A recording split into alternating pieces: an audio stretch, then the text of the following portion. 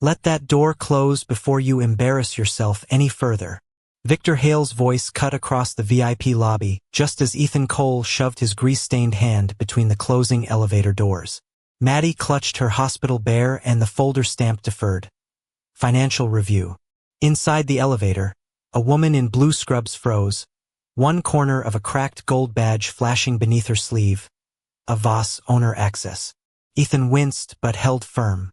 She was close enough to be helped. 3 hours earlier, Mercy Hill Medical Center had smelled like antiseptic, burnt coffee, and rain dragged in on people's shoes. The fluorescent lights hummed over the pediatric lobby with the tired patience of machines that had seen too many prayers. Ethan sat with Maddie on a vinyl chair near the admissions desk, his old denim jacket folded over one knee, his toolbox resting upright between his boots because he never liked leaving tools on their side. Tools deserved care. So did people. Maddie leaned against him, small and warm, her fingers tracing the stitched ear of her stuffed bear. The bear wore a paper bracelet she had made herself. The kind nurses gave patients, except hers said Brave Bear in purple marker. Ethan had smiled when she showed him, though he had noticed the real bracelet on her wrist was beginning to curl at the edges from being checked too many times without anything changing. On his lap was the folder he had carried through 3 appointments, 2 billing offices, and 1 long phone call where a woman with a bright voice told him, "Sir, I understand your frustration," without understanding anything at all. Every receipt was inside. Every pay stub. Every charity form. Every page he had signed after working double shifts repairing freight lifts behind grocery stores and service elevators nobody noticed until they stopped moving. Maddie looked up at the glass wall where donors' names were etched in gold. "Daddy," she whispered, "are we still on the list?" Ethan touched the edge of her hospital tag, where the small printed code CF-17 sat beneath her name. "We're going to ask again," he said. Quietly. He was good at quietly. He had learned it after his wife died, after sympathy turned into paperwork, after people lowered their voices around his daughter like grief was something contagious. At 10:11, the admissions printer clicked. At 10:12, the woman behind the counter glanced at the screen and stopped smiling.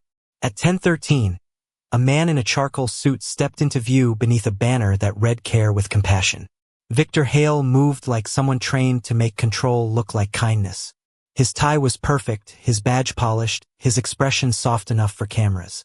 "Mr. Cole," he said, not looking at Maddie, "we have to be careful with expectations." Ethan stood slowly. Maddie's hand tightened around his sleeve. Before he could answer, a sharp ding echoed from the far end of the lobby. The VIP elevator had opened near the board access sign, and a woman in blue scrubs hurried toward it with a sealed black folder tucked against her chest. Her breathing was uneven. Page corner slipped loose. Victor's eyes flicked toward that folder. Just once, too fast for most people to notice. Ethan noticed anyway. Machines made noise when something was wrong. People got quiet. The elevator doors began to close before the woman could reach them, and Ethan moved before pride, before fear, before calculation. He crossed the polished floor, put his hand into the narrowing gap, and held the doors apart. Victor's smile vanished for half a second.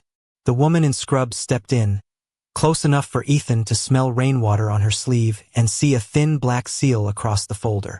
She looked at his reddening hand, then at Maddie's file. "Thank you," she said, almost under her breath. Ethan only nodded. But as the doors slid shut, she opened the folder just enough for the top page to show 4 words that made Victor Hale go still. Internal Pediatric Fund Audit, Emergency Board Review.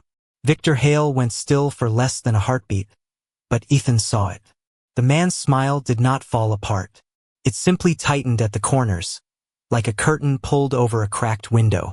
The elevator doors closed on the woman in scrubs, on the black sealed folder, on those 4 quiet words Ethan had no right to understand, and the lobby breathed again as if nothing had happened. "Mr. Cole," Victor said softly, "let's not make this more difficult than it needs to be." Ethan pulled his hand back from the elevator seam. A red line ran across his knuckles where the rubber edge had pressed too hard.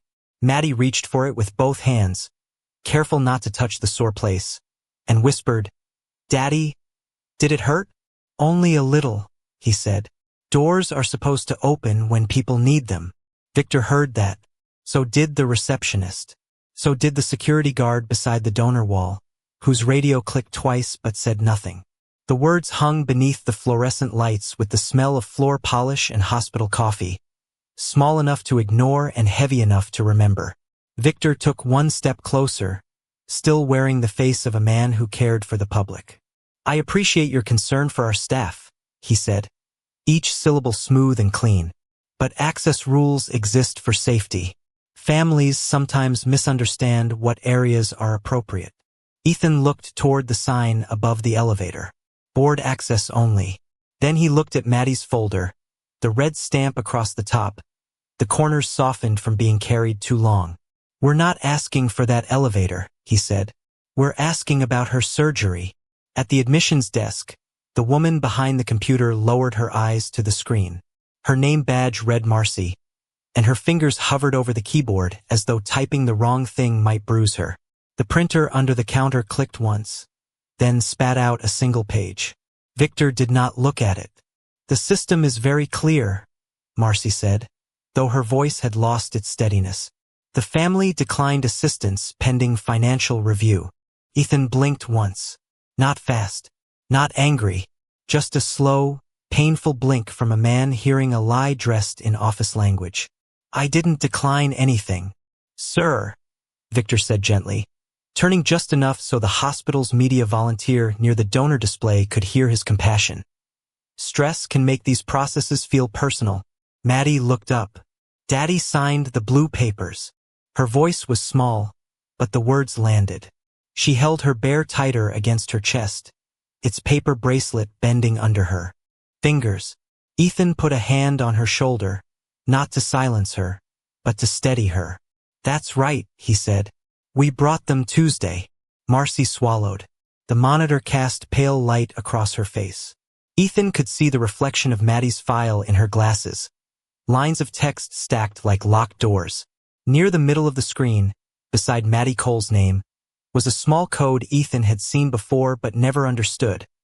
CF 17. Under it, in a colder font, the status read Family declined assistance.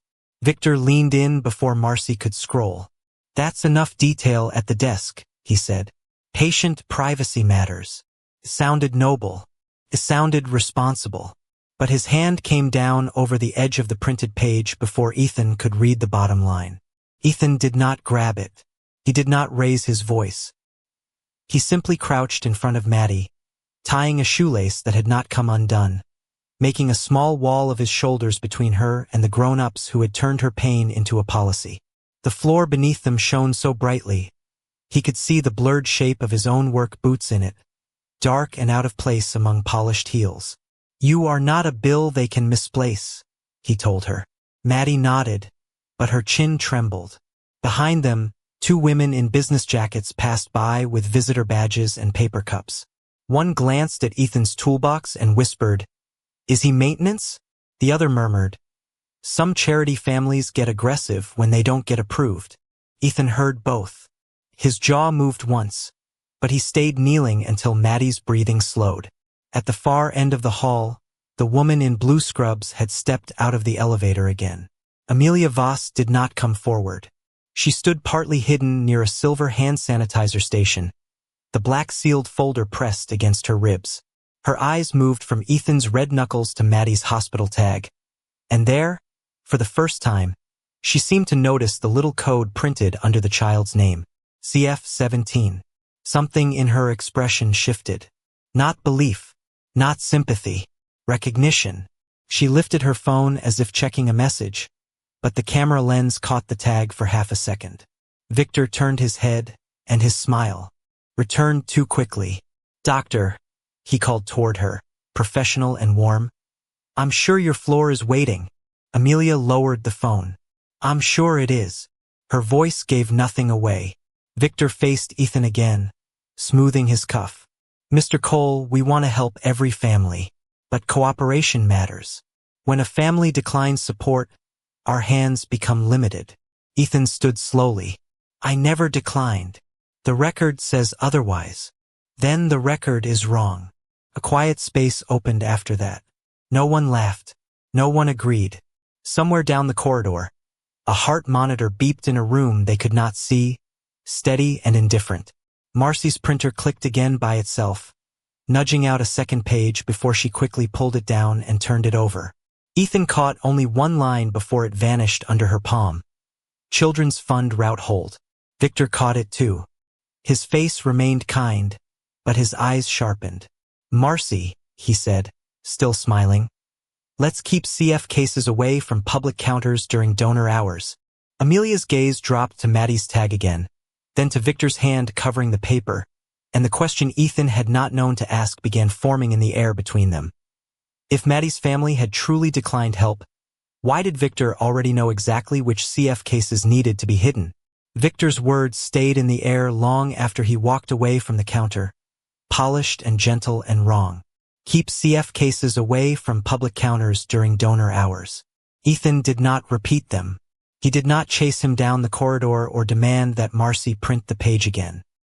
He only stood beside Maddie with one hand resting lightly on her shoulder, feeling how small she seemed under the hospital lights, how easily a child could become a code on a screen when the adults in charge stopped looking at faces. Amelia Voss remained near the sanitizer station, her phone lowered now, the black sealed folder still pressed against her scrubs. She watched Ethan fold Maddie's papers back into their worn manila folder with a care that looked almost old-fashioned. Each receipt lined up, each corner smoothed, the red deferred. Financial Review stamp stayed on top like a bruise no one had bothered to cover. "Daddy," Maddie whispered, "did we do something wrong?" Ethan's breath caught, but only for a second. He turned the folder over so she would not have to stare at the stamp. "No, sweetheart. Sometimes grown-up papers get lost on the way to the truth." Maddie thought about that, then slipped her small hand into his. Her stuffed bear hung from her other arm, its paper bracelet wrinkled where she had squeezed too hard. Ethan wanted to lift her out of that lobby and carry her somewhere with sunlight, somewhere without counters or codes or careful voices. But rent was due Friday. His second repair shift started at 6. And his daughter's surgery was still trapped behind a sentence he had never said. Family declined assistance. He looked toward the elevators, then toward the pediatric hallway, and chose the only thing he could still control. He stayed kind. A soft collision happened near the nurse's corridor. A doctor in a white coat, moving too fast while looking at his tablet, clipped Amelia's shoulder. The black-sealed folder slipped from her arms and burst open against the polished floor. Paper skidded in several directions, whispering over tile. One page slid beneath the leg of a waiting room chair. Another turned face up near Ethan's boot. He saw only a line before he looked away. Unauthorized hold pattern, pediatric charity accounts. The words were close enough to save him, maybe. Close enough to explain Maddie. Close enough to become a weapon if he wanted one. But Ethan did not bend like a man grabbing proof. He bent like a man helping someone pick up what mattered. "I'm sorry," the doctor muttered, already backing away. "I didn't see you." Amelia crouched quickly, too quickly, panic flashing behind the comm. "It's fine. Looks like a mess," Victor's security guard said from a few feet away, his mouth half-curved. Important people do love their paperwork. Ethan ignored him. Maddie knelt beside her father, but he gently stopped her with one hand. "Stay by the chair, baby. Floors in hospitals have more stories than we need." She obeyed, hugging Brave Bear to her chest, watching with wide eyes as Ethan gathered the pages one at a time. He did not read them. When a page faced upward, he turned it over. When coffee from someone's abandoned cup had bled across the corner of a tab marked audit, he took the folded napkin Maddie offered and dabbed it carefully, not rubbing hard enough to smear the ink. His hands were rough, lined with oil that never fully washed from the creases, but he handled the documents as if they were glass. Amelia noticed that. She noticed the way he stacked the colored tabs in order. Blue behind green, yellow behind white. The way he placed the page with the frightening line face down before returning it. The way he never once glanced toward her badge, even though the cracked gold corner had slipped loose again beneath her sleeve. "You saw that page," she said quietly, Not accusing, not trusting, just measuring. Ethan lifted the last sheet from beside his toolbox. I saw enough to know it wasn't mine to use. Victor, standing near the donor wall now, smiled as if the whole scene amused him. That's very honorable, Mr. Cole. Though I'd advise you to focus on your daughter's paperwork, not the hospital's internal concerns. His tone was soft enough to pass as advice. The guard beside him looked down at his phone and typed with both thumbs. Ethan did not see the message, but Amelia did when the man angled the screen by mistake.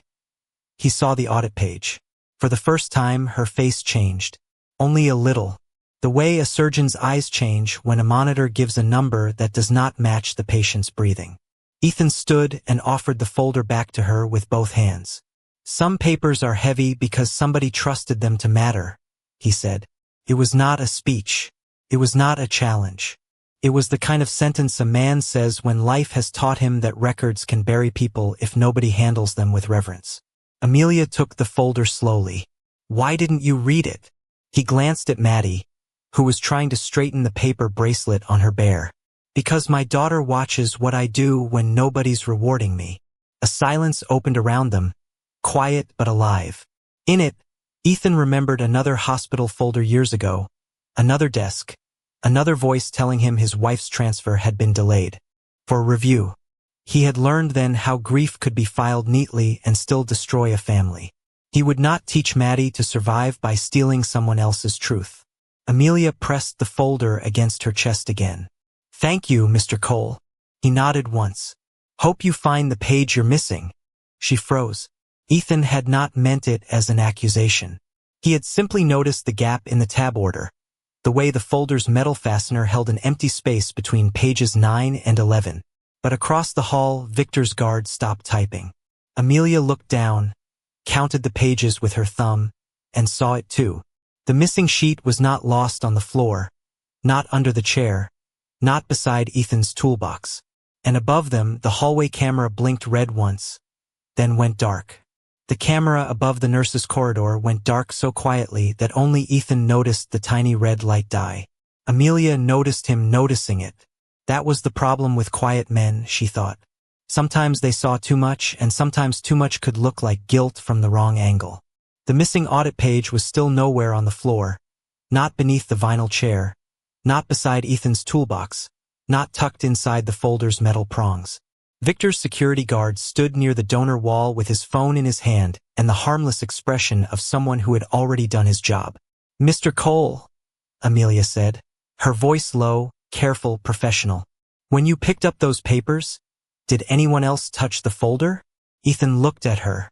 He did not look offended. That almost made the question harder. The doctor who bumped you. The guard's shoe touched one page. My daughter handed me a napkin. Maddie lifted the crumpled napkin slightly, as if it could testify. I didn't touch the words, she whispered. Ethan placed a hand on her shoulder. You helped clean the corner, sweetheart. That's all.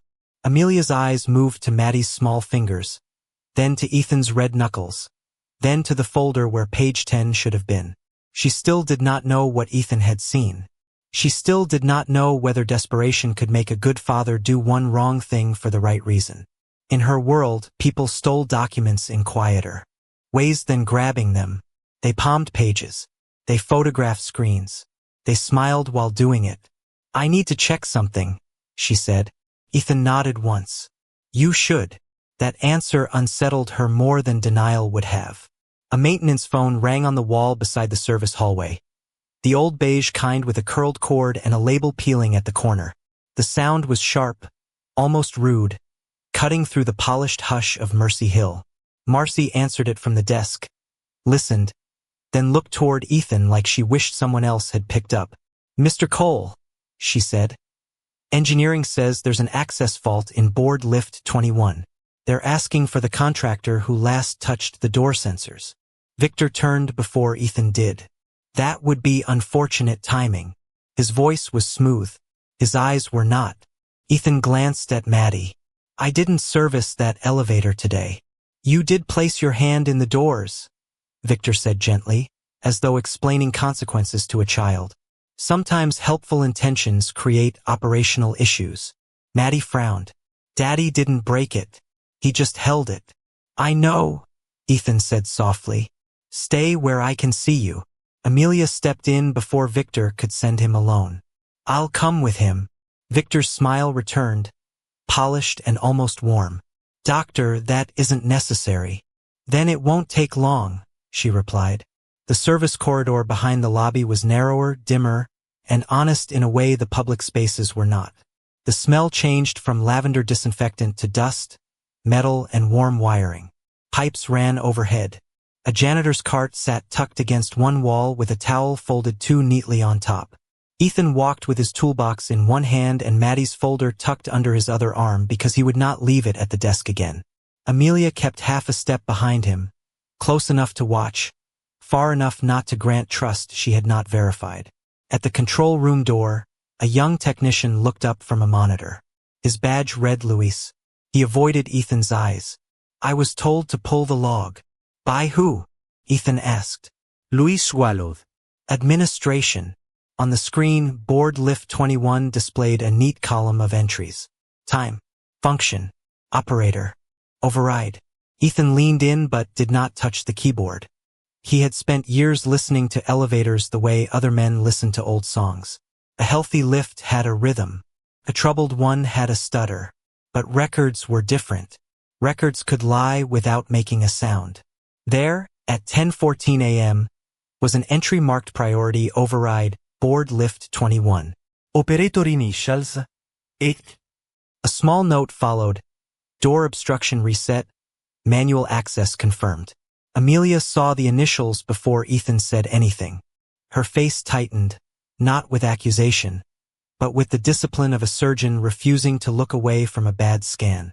EC, she said. Ethan Cole. Ethan looked at the timestamp. Then he looked back through the small wired glass window toward the lobby, where Maddie sat in the waiting chair hugging Brave Bear to her chest. At 10:14, he said. I was at the admissions desk. Amelia did not soften. Can anyone confirm that? My daughter, Marcy, Mr. Hale. The desk camera, if it was working. It was working in the lobby, Luis said, then winced as if he had spoken too freely. But the service corridor camera had a scheduled blind window. Amelia turned toward him. Scheduled by whom? Luis clicked twice with shaking fingers. A second log opened. Maintenance camera pause, 10:09 to 10:18. Requested by administration. Reason donor privacy pathway. Victor appeared in the doorway almost before the question finished breathing. Maintenance errors happen, he said. No one had said error yet. The room seemed to tighten around the word. Ethan looked at him then, truly looked, and saw the smallest thing. Victor was standing slightly to the left of the doorway, not blocking Ethan, not blocking Amelia, but blocking the corner camera mounted above the corridor junction. Mr. Hale, Amelia said, measured. How did you know this was a maintenance error? Victor gave a quiet laugh. Because I run a hospital. Patterns are my job. Ethan said nothing. He placed his cracked phone on the metal counter and took one photograph of the service log. The shutter sound was small, but Victor's eyes snapped toward it. I'd caution you about photographing internal systems, Victor said. I'd caution the system about using my name while I'm sitting with my child, Ethan replied. It was not loud. It did not need to be. Maddie had wandered closer to the corridor entrance with Marcy hovering behind her, and her small voice floated through the doorway. Daddy. That was when the printer made the second paper. Amelia looked back at the service log. 10:14. The same minute Marcy's hidden page had printed. The same minute the camera went blind. The same minute Ethan's initials appeared on a lift he had not touched. Ethan's gaze moved from the dead corridor camera to the elevator control panel, where a smaller black lens sat half-hidden behind a scratched plastic cover inside the inspection display. He pointed to it without touching anything. That camera isn't for the ceiling, he said quietly. It's for the cabin. Ethan's finger hovered beneath the small black lens inside the inspection display, not touching it, not claiming victory, simply pointing to the one thing the system had forgotten to hide. The cabin camera sat behind scratched plastic, dusty around the edges, The kind of safety feature nobody in a polished lobby ever talked about because it was meant for accidents, not board meetings. Amelia leaned closer, her reflection cutting across the dark screen. Victor's smile stayed in place, but the muscles along his jaw tightened. That unit only records during operational irregularities, Ethan said. Door faults, override faults, emergency stops. Luis swallowed behind the console. He's right. Victor turned to him gently, almost kindly. Luis, let's not speculate in front of a family. Ethan did not answer. He looked through the wired glass toward Maddie, who sat outside the control room with Brave Bear on her lap, watching him the way children watch fathers when they are trying to decide whether the world is safe. He lowered his hand from the panel. Then don't speculate, he said. Pull the original. A quiet went through the little room. Not silence, not yet, but the first hint of it. The kind that arrives when people realize a man they underestimated has not raised his voice because he never needed to. Luis moved his hand toward the keyboard. Victor stepped half a pace forward. We'll have engineering review that through the proper channel. Of course, Amelia said. Her tone gave nothing away, but her eyes stayed on the lens. Luis, preserve the raw cabin data for board lift 21.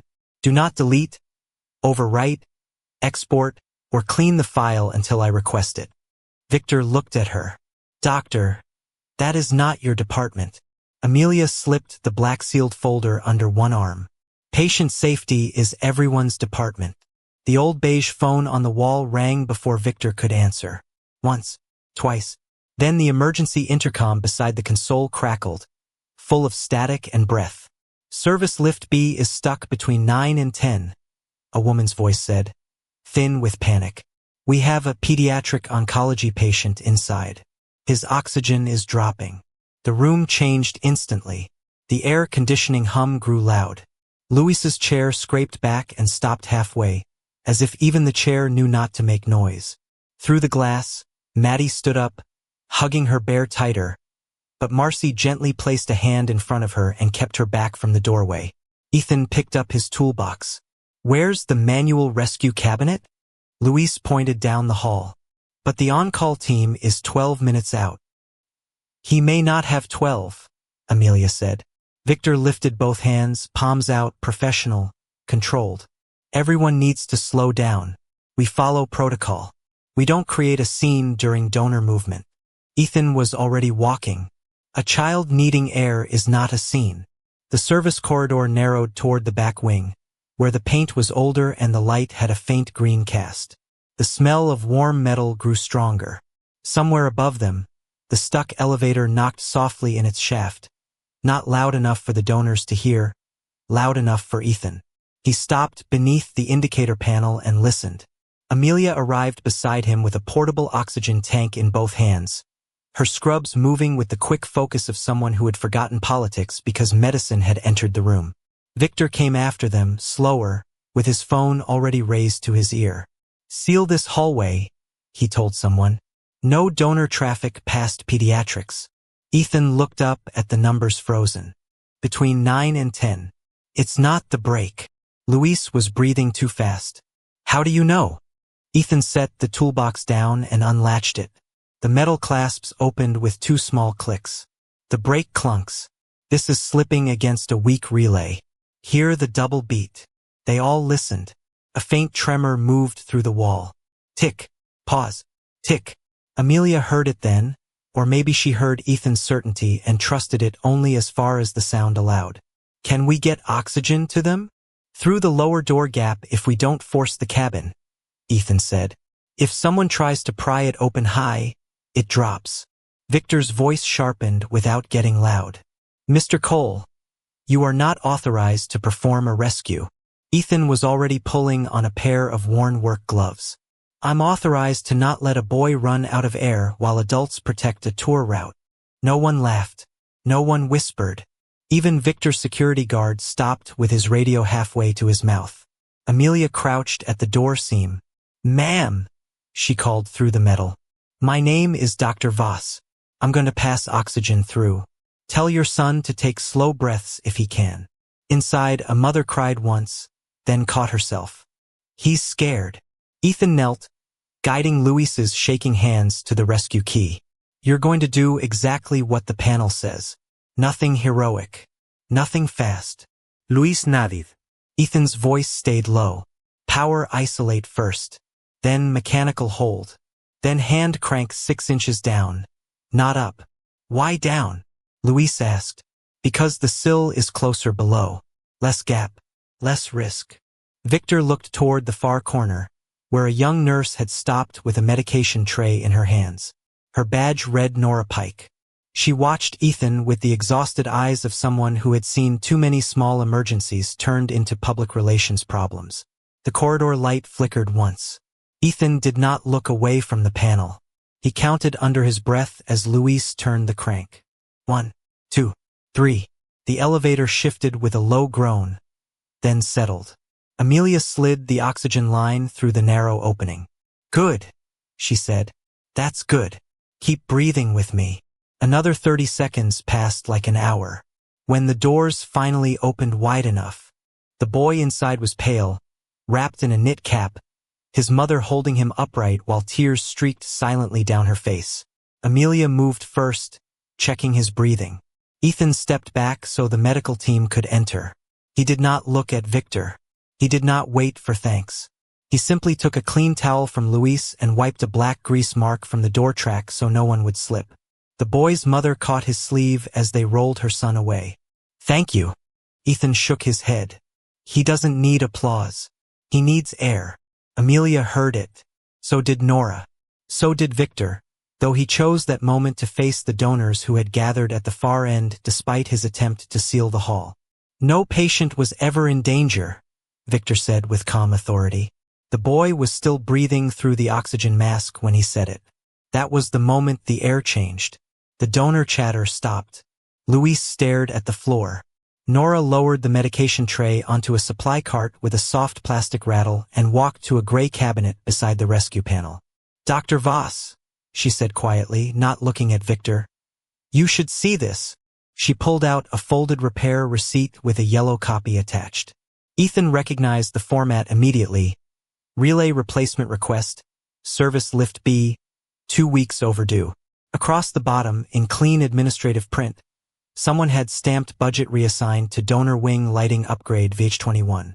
Amelia took the receipt, and this time her hand did not move like a doctor's. It moved like an owner discovering what had been done in her name. Victor smiled, but his eyes had gone flat. Deferred maintenance happens in every hospital, he said. Nora's voice trembled, but she did not back away. Maddie Cole wasn't the first CF-17. Nora's words did not land loudly. They landed like a dropped instrument in an operating room, small, sharp, and impossible to ignore. Maddie Cole wasn't the first CF-17. Amelia Voss looked from the repair receipt in her hand to the young nurse's face, then down to the stamp at the bottom of the yellow copy.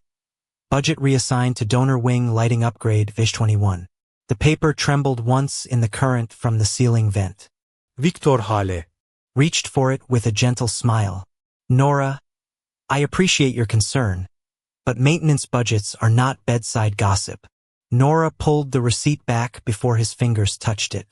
That tiny movement changed the corridor more than an argument would have. Ethan saw Victor's smile thin, saw the donor group at the far end of the hall begin to understand that something had slipped outside the script. The boy from the elevator was being wheeled away now, his mother walking beside him with one hand on the rail and one hand still shaking. The oxygen mask fogged and cleared. Life, Ethan thought, did not care about donor routes. It only cared whether somebody acted in time. Amelia folded the receipt once, carefully, and slid it into the black-sealed audit folder. Nora, she said, where did you get this? The nurse glanced toward Victor, then toward the ceiling camera, then back at Amelia. From the rescue cabinet. Copies of delayed repairs get stored there until engineering closes them. This one was never closed. Victor let out a quiet breath, almost a laugh. A clerical delay then, not a conspiracy. Ethan wiped his hands on a towel, leaving gray smudges along the fabric. Clerical delays don't make oxygen run low. Victor turned to him with a face full of patient disappointment. Mr. Cole, I know today has been emotional, but this is precisely why families are not invited into operational matters. Maddie stood halfway behind Marcy near the corridor entrance, still safe, still holding Brave Bear, but her eyes were on Ethan. He did not want those eyes to learn revenge. He did not want her to see him use one ugly truth to become ugly himself.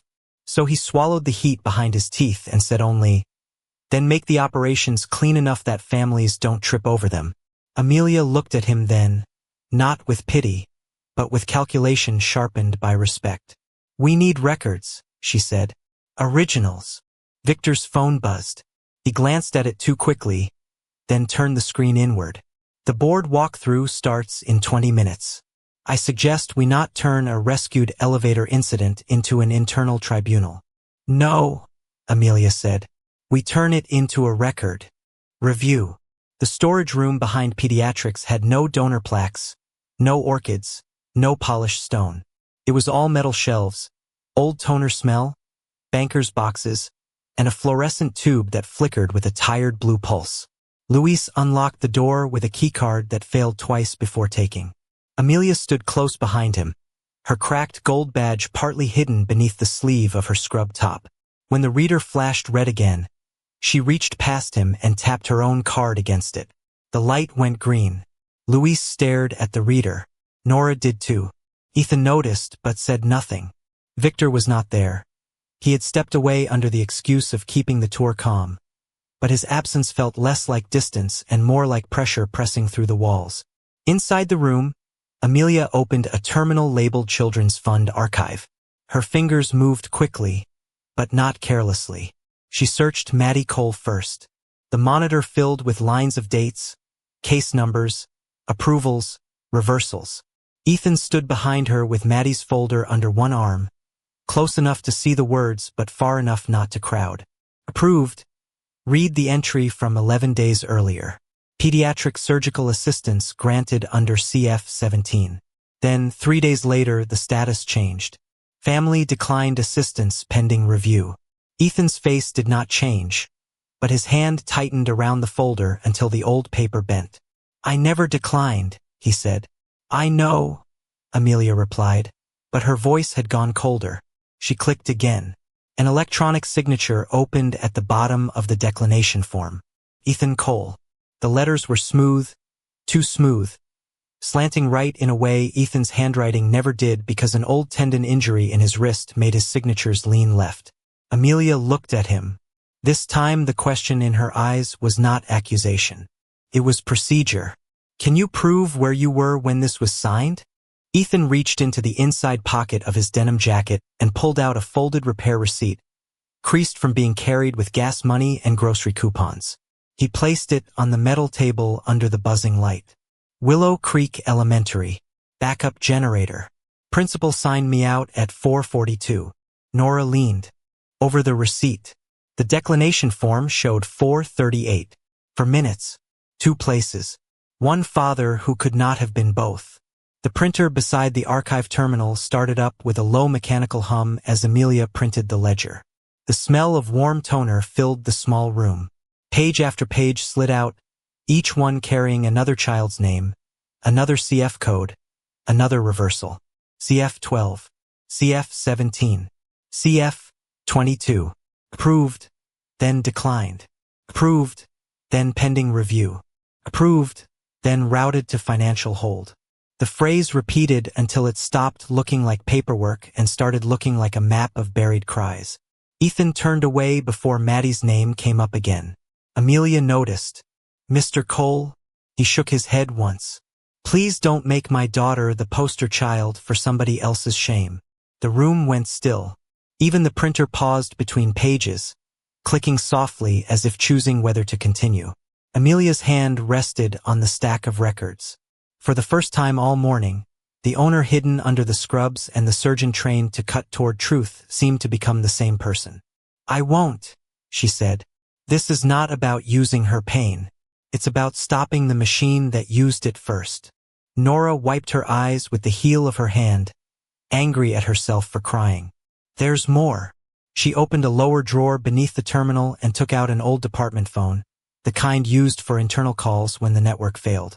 Its black casing was scratched, and a strip of masking tape on the back read Pediatrics Overflow. Messages get backed up here when intercom calls route through service lifts. I kept it because 2 months ago a mother said she never refused help, and then her file vanished. Victor's voice sounded from the hallway before they saw him. That room is restricted. He stepped into the doorway with 2 board members behind him, his expression calm, but a bead of sweat had gathered near his temple. He looked at the printed ledger on the table, then at Amelia's hand resting over it, then at Ethan's school repair receipt. Dr. Voss, he said, and the name came out too carefully, as if he were reminding her what role to play. This can be handled privately. Amelia did. Not move the papers. Can it? Victor's eyes flicked to the old phone. Nora, hospital property should not leave approved channels. Nora's fingers closed around the device. It didn't leave. It was ignored. Ethan looked at the phone, then at the service lift receipt, then at the code VH21 printed in 2 different places by 2 different departments. The pattern was no longer a feeling. It had weight, ink, timestamps, and a voice waiting inside an old machine. Amelia pressed the playback button. Static crackled from the phone, followed by a man's muffled words, broken but clear enough to chill the room. Bury the CF files before Voss walks the floor. Victor reached for the device, not fast enough to look guilty, but too fast to look innocent.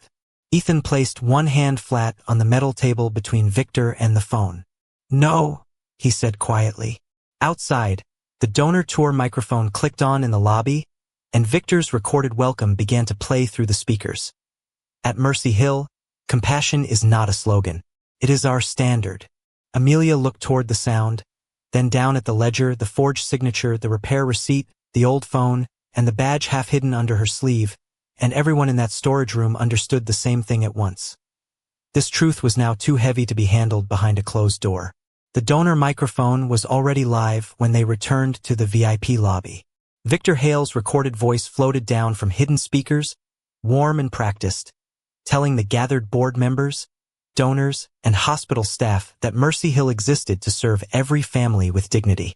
Beneath that sentence, the same elevator doors that had bruised Ethan's hand gleamed like nothing had happened. The banner above the donor table read "Care with Compassion." The floor smelled of lemon polish. The lights were too white. Ethan walked in beside Maddie with her small hand wrapped around 2 of his fingers, his old denim jacket still dusty at the sleeves. Maddie's manila folder tucked under his arm. He did not look like a man arriving to win.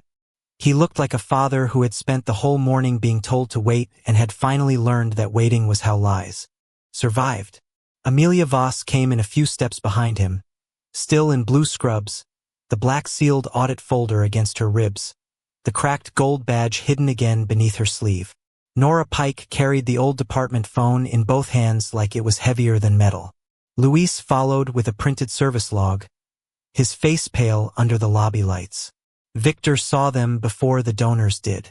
His smile widened by half an inch, the way a man's smile does when he is preparing to cover a stain with a rug.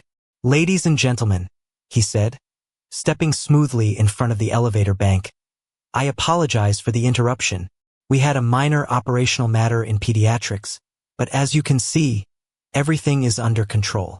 Ethan stopped near the exact spot where Victor had told him the elevator was not for people like him. Maddie stood half behind his leg, hugging Brave Bear with one arm. Marcy remained at the admissions desk, her hands folded so tightly the knuckles had gone pale. 2 donors turned. Then 3. A board member lowered his coffee cup. Amelia said nothing yet. She was watching Victor, waiting to see which lie he chose when the room was clean, public, and full of witnesses. Victor pointed gently toward Ethan without pointing at all, using only the angle of his body. "A family has experienced understandable stress today. We are working through it privately, as we do with all charity matters." The word charity moved through the lobby like a thin draft. Maddie's fingers tightened around Ethan's. He felt it and shifted his body so she was shielded from the donor cameras. A hospital media volunteer began to raise a phone. Ethan looked at her, not sharply, just steadily. She lowered it. "My daughter is not a charity matter," Ethan said. His voice was quiet enough that people had to stop whispering to hear him. Victor gave a sympathetic nod, the kind that made disagreement look cruel. "Mr. Cole, no one is saying otherwise. But records indicate your family declined assistance. And when families decline, we must respect the process." There it was, clean and reasonable. A few donors relaxed. A man in a navy blazer nodded as if the explanation sounded unfortunate but proper. Victor had almost won back the room with one sentence. Then Maddie lifted her hospital bear slightly and whispered, "Daddy, my tag still says CF." It was not an accusation. It was not evidence the way adults used evidence. It was a child remembering the one small code she had heard too many times that morning. Ethan looked down at her, and some of the pain left his face, replaced by something steadier. Amelia stepped forward. "May I see the tag, Maddie?" Maddie looked to Ethan first. He nodded. Amelia crouched, careful not to crowd her, and read the small printed code under the child's name. CF-17. She stood and placed the first page on the donor table, turning it so the board could see without touching Maddie.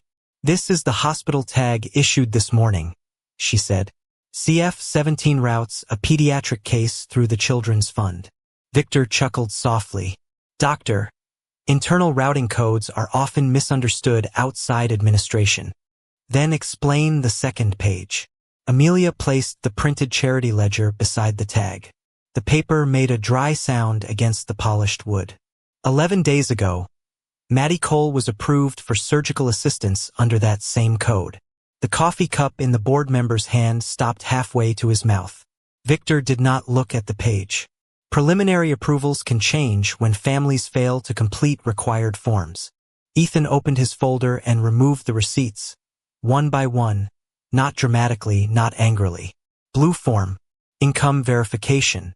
Signature page. Third submission receipt. He placed them in a neat stack but did not shove them forward. "We completed them," he said. 3 times. Victor's smile held. "That may be how it feels, Mr. Cole." Amelia laid down the third document. "The system says he declined assistance at 4:38 p.m. last Thursday." She nodded to Ethan. Ethan unfolded the Willow Creek Elementary repair receipt from his jacket pocket and set it under the lobby light. The creases flattened slowly, like the paper itself was tired of being hidden. "At 4:38, he said, "I was fixing a backup generator across town. Principal signed me out at 4:42. Luis added the printed service log next, his hands shaking slightly.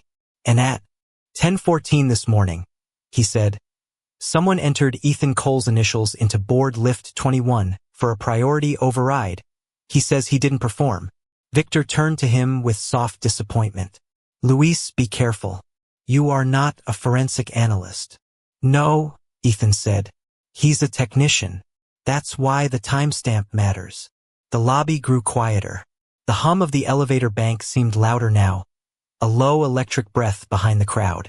Victor's security guard shifted near the donor wall, trying to look invisible and failing. Amelia placed the repair receipt from Service Lift B beside the other pages. The yellow copy showed the overdue relay request and the stamp at the bottom. "Budget reassigned to donor wing lighting upgrade, VH21. A boy was trapped in that lift today," Amelia said. "His oxygen dropped while funds marked for repair were redirected." Victor lifted a hand, palm open, gracious, wounded. "Again, that is not what that document means. Capital projects and emergency maintenance come from different lanes. To imply otherwise in front of donors is irresponsible." For a moment, the room wanted to believe him. It was easier, cleaner. Institutions survive because people prefer complicated explanations to ugly simple ones. Then Nora stepped forward. Her voice trembled, but she did not hide behind it. "I've seen 4 CF families moved off the donor route this month." Victor's face softened with almost paternal sorrow. "Nora, you're a good nurse. Exhaustion can make patterns out of coincidences." Nora looked down, and for 1 second Ethan thought she might retreat. Instead, she held up the old department phone. Then why did Pediatrics Overflow receive a backup intercom message saying to bury the CF files before Voss walks the floor? A stir moved through the donors. One of the board members looked at Amelia, not fully understanding yet, but beginning to sense the shape of a name he should have recognized. Victor's expression stayed calm. Only his hand betrayed him, sliding into his pocket and then back out empty, as if he had remembered too late that reaching for his own phone would look wrong. Audio fragments are unreliable, he said. Old equipment misroutes messages. Constantly. Amelia turned toward Ethan. You heard it in storage. What did you hear? Ethan did not rush. He took the old phone from Nora, held it near the elevator panel, and listened as she played the first few seconds again. Static. A click. A hollow echo under the voice. His eyes moved to the elevator doors, then to the inspection seam beside the call buttons. That wasn't recorded from an office line, he said. Victor's smile flickered. Mr. Cole, I would avoid guessing. Ethan looked at him. I'm not guessing. That echo comes from Lift 21's intercom channel. Same cabin safety system that records during override faults. The lobby went still enough for the microphone speaker to hiss.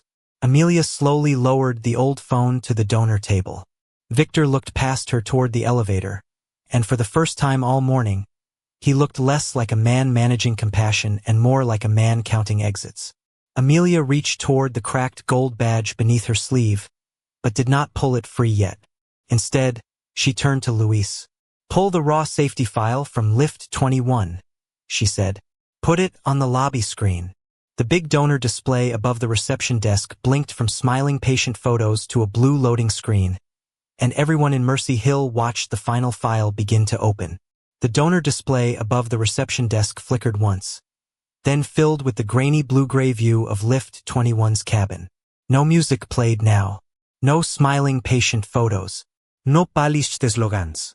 Just the inside of the same elevator Ethan had held open with his bare hand. The brushed steel walls reflecting a warped image of Mercy Hill's lobby, and the small black lens the system had forgotten it owned.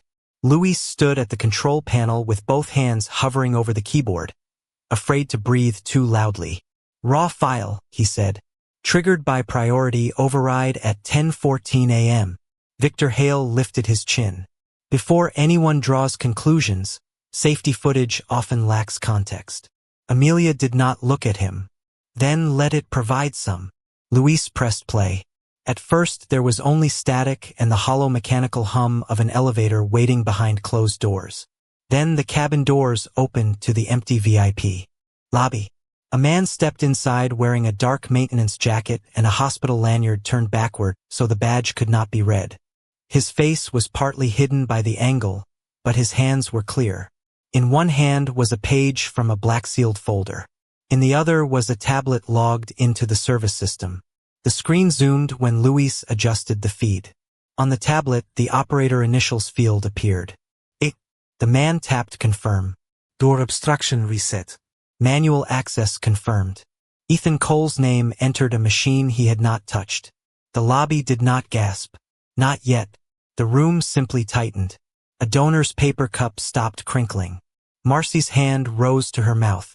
Maddie leaned closer to Ethan's leg, her bare pressed against her chest, and Ethan bent just enough to place his palm over her ear nearest the speaker. You're okay, he whispered. Just listen to my breathing. The video continued. The man in the elevator folded the missing audit page in half, then in half again, and slid it inside his jacket.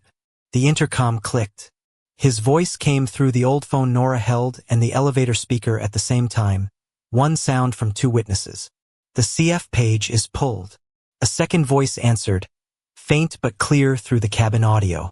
Mr. Hale wants all CF files buried before donors arrive. The first silence fell then, quick and cold. It moved across the lobby like a shadow crossing glass. Victor's smile remained, but it no longer belonged to his face. Amelia's fingers tightened on the edge of the donor table, not with surprise, but with the restraint of someone refusing to let anger ruin evidence. Continue, she said. Luis swallowed and let the file run. The man in the maintenance jacket looked toward the cabin camera without seeing it and spoke again into the intercom. What about Voss? A pause. Then another voice, closer this time, unmistakably Victor's, lower than his public tone but carrying the same polished edges. Keep Voss away from pediatrics until the walkthrough is done. She can tour the donor wing and smile at Marble. A small sound escaped someone near the board members. Not a word. Just the human noise people make when the floor under a trusted institution cracks. Victor turned toward the crowd. That audio is incomplete. His voice had gone dry. It is inappropriate to interpret operational shorthand in a public lobby. Amelia finally moved. She reached beneath the sleeve of her scrubs and pulled free the cracked gold badge that had been hidden all morning. The same flash of gold Ethan had ignored when he held the elevator open. She placed it on the stone counter beneath the donor display. It clicked once against the surface, small as a key, final as a verdict. Dr. Amelia Voss, owner access. For one long second, nobody seemed to understand. Then a board member straightened so quickly his chair scraped the floor behind him. Another whispered her last name like a prayer he had forgotten he owed. Victor looked at the badge, and the kindness drained from his expression by degrees. Amelia, he said, too softly now. Think of the institution. That was the wrong sentence. Everyone heard it. Everyone heard that he knew who she was. Everyone heard that he had not mistaken her for a floor doctor. Not really, not in the ways that mattered. Amelia looked at him across the evidence spread out on the donor table. Maddie's CF-17 hospital tag, the children's fund ledger, Ethan's Willow Creek Elementary repair receipt, the forged service log, the overdue relay repair receipt marked VH21, Nora's old department phone, and now the raw safety file from Lift 21. Piece by piece, the story had stopped being a father's complaint. It had become a chain. You used my father's hospital, Amelia said, her voice low enough that people leaned in to hear it. To hide children from help. The air seemed to vanish. The elevator behind Victor dinged, and the sound was so ordinary it felt cruel. He reached for his pen on the donor table, missed it, and the silver barrel rolled off the edge, striking the floor with a bright little tick. No one bent to pick it up. Ethan did not smile. He did not look at Victor as a man defeated. He looked at Maddie, who was watching Amelia's badge with solemn confusion, as if a costume in a story had fallen away and left a real person standing there. Daddy, she whispered. Is she the elevator lady? Ethan nodded once. Yes, sweetheart. Is she mad? He exhaled slowly. No. She's telling the truth carefully. Amelia turned to the board chair, a gray-haired woman whose face had gone pale under the lobby lights. Effective immediately, Victor Hale's operating authority is suspended pending independent review. Freeze all FR hold codes. Open every CF case altered in the last 6 months. Preserve all camera, intercom, service, and billing records. No deletions. No internal cleanup. Outside auditors and regulatory counsel will receive the raw files today. Victor took one step forward. You cannot make that decision in a lobby. Amelia picked up the badge and held it where the board could see the access line beneath her name. I can make it anywhere children were hidden from care. The board chair closed her eyes for a moment, then opened them with the look of someone choosing the harder road too late but choosing it still. Do it, she said. 2 words. That was all. But they changed the room. Security did not move toward Ethan now. They moved toward Victor, not touching him, only forming the quiet boundary powerful men recognize before anyone names it. Nora began to cry without making sound. Luis stepped back from the console as if the machine had finally been allowed to breathe. Marcy turned over the page she had hidden at the admissions desk and placed it openly beside Maddie's file. Children's Fund Route Hold. No one called it a misunderstanding anymore. No one called Ethan distressed. No one called Maddie a charity case. The silence that followed was not empty. It was full of every small thing people had chosen not to hear until proof made avoidance impossible. The hum of fluorescent lights, the soft whir of the donor display, Maddie's bare bracelet crinkling under her fingers, Victor's uneven breath, Ethan's steady one. Amelia looked at Ethan then, not as a savior looking down, but as a person standing beside the man who had opened the first door without asking what it would give him. Mr. Cole, she said, your daughter's case will be reviewed first because the record shows she was approved first, not as a favor, as a correction. Ethan absorbed that, and the tiredness in his face deepened before it softened. Then review the others with hers, he said. Don't let her be the only one carried out of the pile. Amelia nodded, and in that nod was the beginning of justice, not the end of it. Because after the badge, after the footage, after the silence, the question was no longer whether Ethan Cole had told the truth. The question was what a quiet man would choose now that the whole hospital had finally heard him.